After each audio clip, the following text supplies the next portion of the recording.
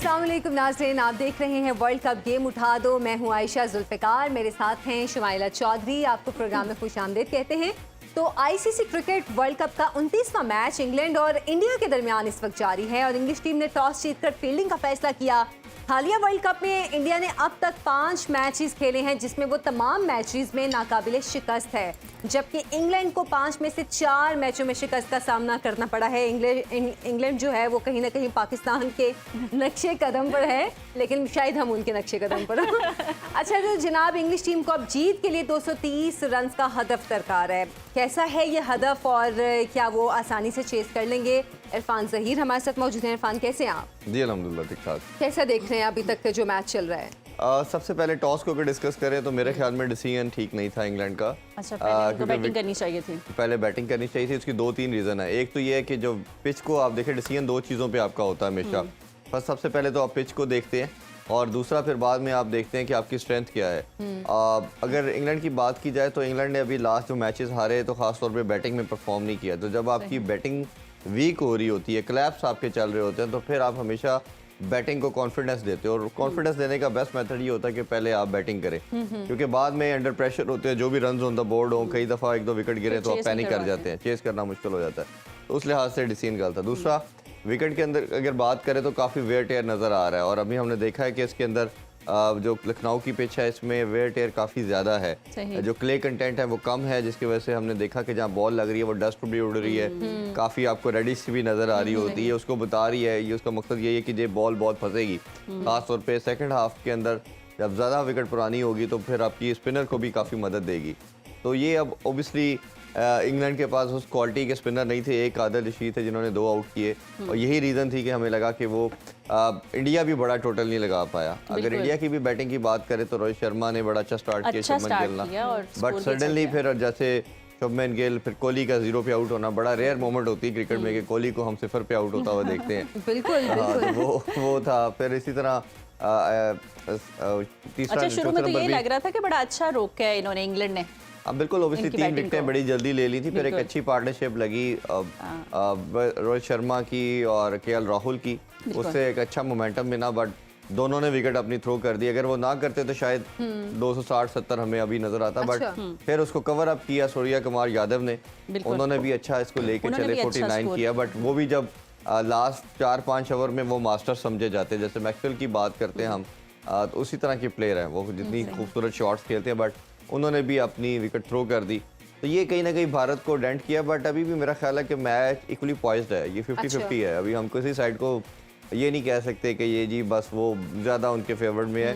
हाँ, अगर विकेट में वेयर टेयर आता तो भारत को इसका एज हो सकता है, क्योंकि उनके बॉलर भी इन कंडीशन को एक्सप्लॉइट करते हैं। बट इंग्लैंड को बड़ा सिंपल रखना है, क्योंकि रन रेट बहुत कम रखा है, 4.5 की आपको एवरेज से खेलना है, कोई प्रेशर नहीं है रन्स का।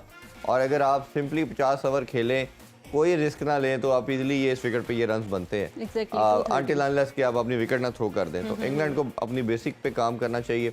बट इंग्लैंड का भी प्रॉब्लम ये है कि इंग्लैंड भी जो है वो बेसबॉल मॉडल पे खेलता है, अग्रेसिव क्रिकेट खेलता है, वो रुकते नहीं है। तो ये उस अगर मॉडल से खेलते हैं तो मुझे लगता है कहीं ना कहीं वो फंस सकते हैं। बट अगर वो कन्वेंशनल क्रिकेट खेलते हैं, ट्रेडिशनल क्रिकेट खेलें, जो क्रिकेट की डिमांड है, हर बॉल को उसके मेरिट पे खेलें, कोई एक्स्ट्रा ऑर्डिनरी बड़ी शॉट्स के लिए ना जाएं, तो ये चेस करना कोई मुश्किल नहीं हो सकता। अच्छा इरफान, अभी आप पिचेस की बात कर रहे थे और हम पहले भी अपने प्रोग्राम में इस हवाले से बात कर चुके हैं। जैसे आप लखनऊ की भी पिच का अभी जिक्र कर रहे थे कि वो डस्ट भी उड़ रही है और बॉल इसमें फंस रही है।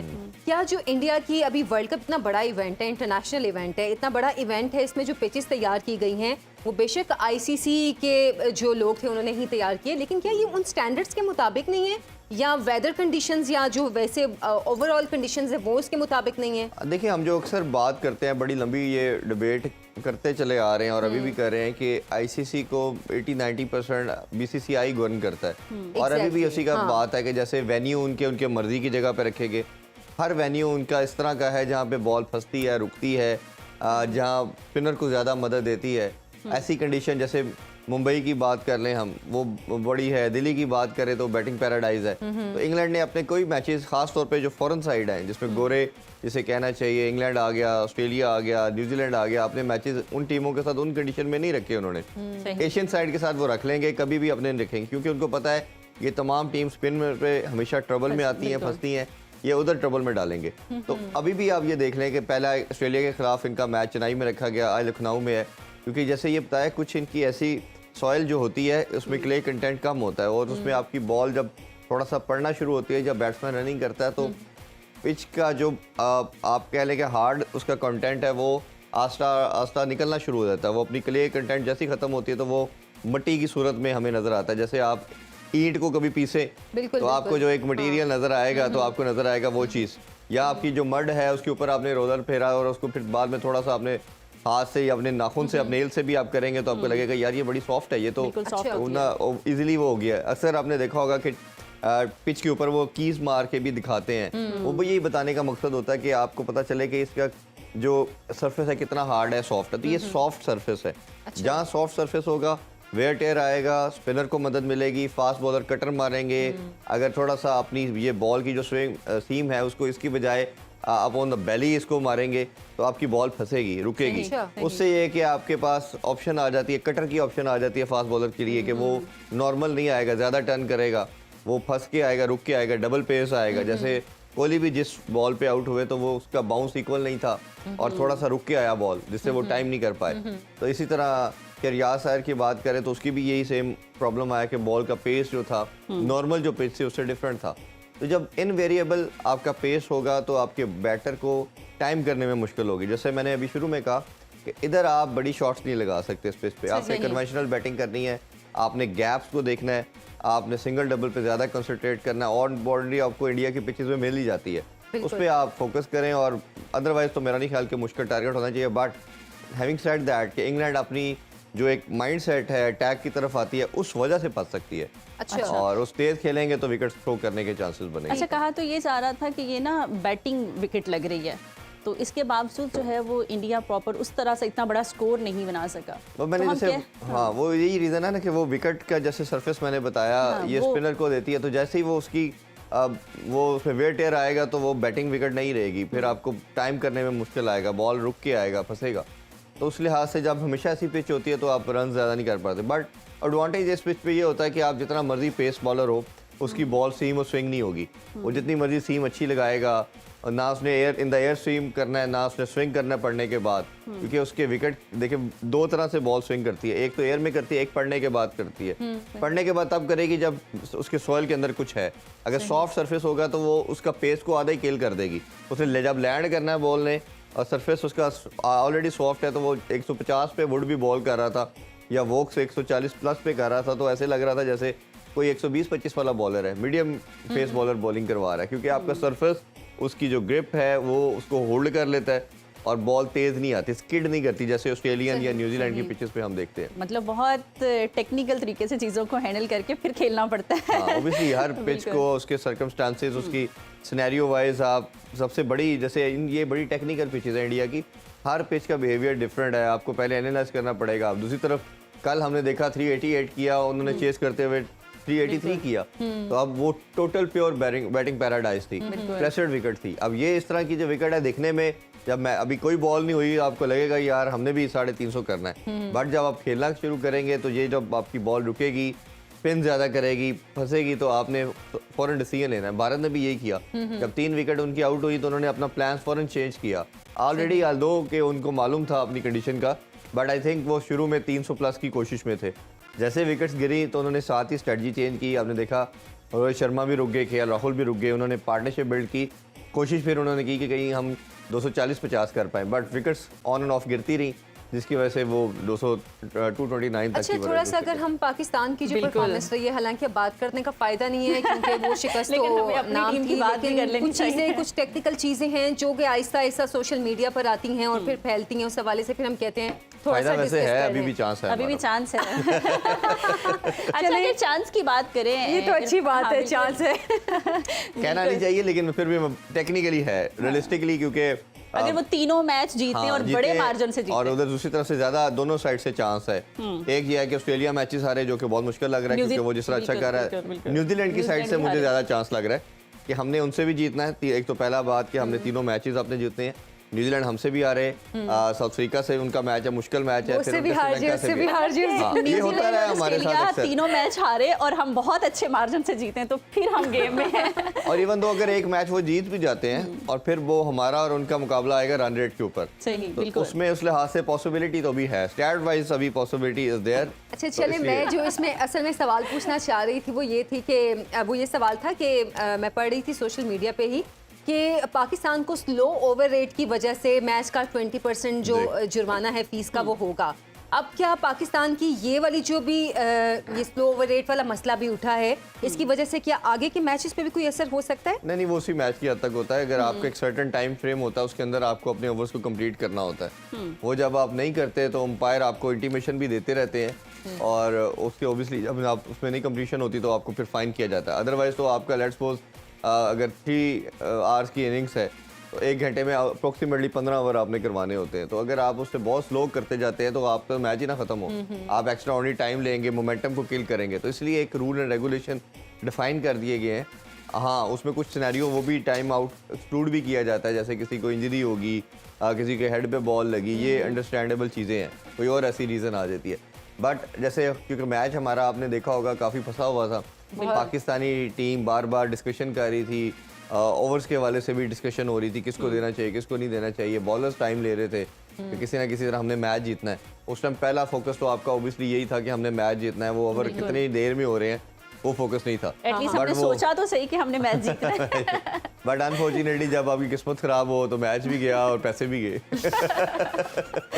अच्छा, ये हमें तो चले बहुत सारे प्रॉब्लम्स फेस करने पड़ रहे हैं कि हमारी टीम तो पूरी तरह से एक्सपोज हो चुकी है। इंग्लैंड को क्या हुआ है?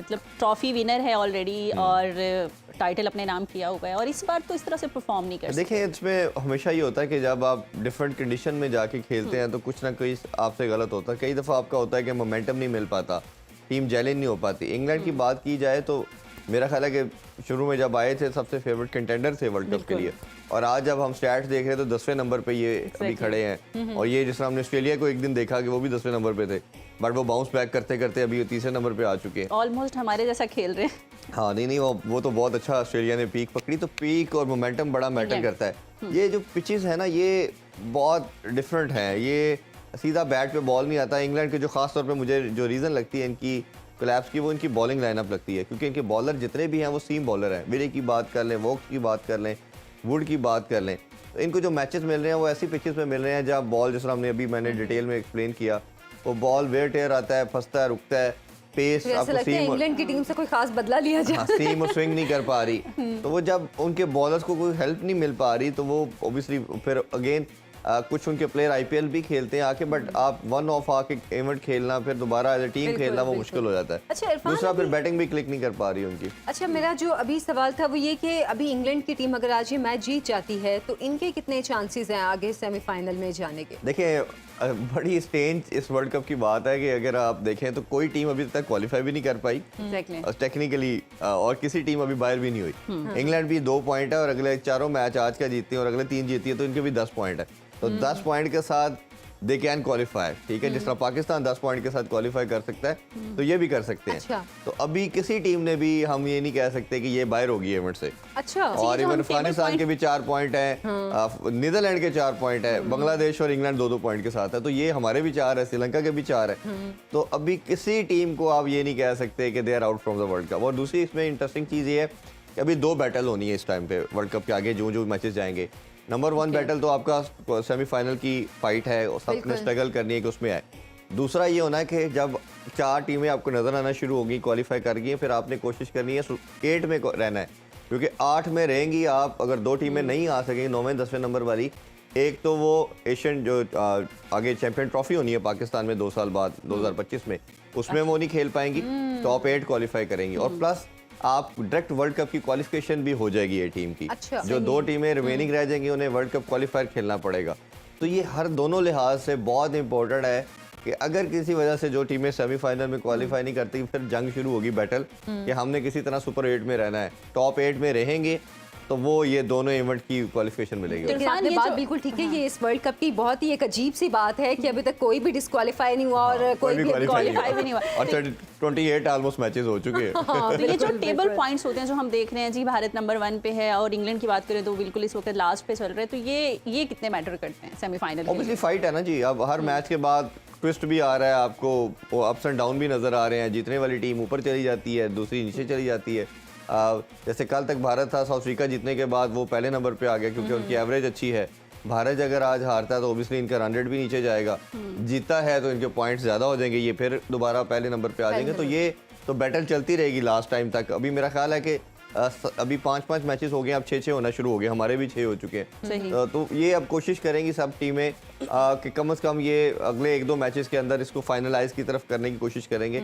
7 या 8 मैचेस में मेरा ख्याल है कि 80-90% हमें क्लैरिटी आ जाएगी कुछ टीमों के बारे थैंक यू इरफान, कि थैंक वो यू सो पहुंचे कि मच। नहीं। बिल्कुल हमें काफ़ी चीज़ें क्लियर हुई हैं और अब तक के लिए इतना ही, हमें इजाज़त दीजिए। रात 11 बजे फन और मस्ती से भरपूर प्रोग्राम क्रिकेट मस्तियाँ देखना मत भूलिएगा। अल्लाह अल्लाह हाफ़िज़। हाफिज।